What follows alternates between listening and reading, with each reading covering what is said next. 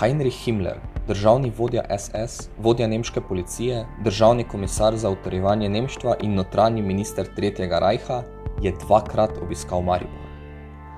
Prvič ga je obiskal 17. in 18. aprila 1941, ampak za zdaj ni znana nobena fotografija, ki bi zanesljivo prikazovala ta obisk.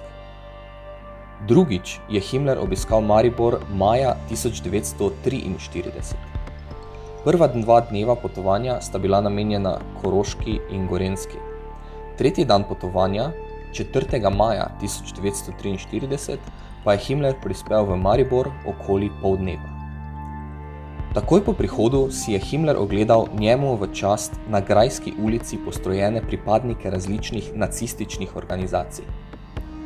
Ob tej priložnosti je SA Sturmführer Emil Ordelt posnel 11 fotografij, ki jih hrani Muzej novejše zgodovine Slovenije v Ljubljani. Poleg štajerskega Gauleiterja Siegfrieda Uiberrichterja in višjega vodje SS in policije Erwina Rösenerja je ob Himmlerju na fotografijah viden tudi zvezni vodja Štajerske domovinske zveze Franz Steindl. Iz Maribora je Himmler popoldne odšel v Posavje, nato pa nadaljeval proti Zagrebu.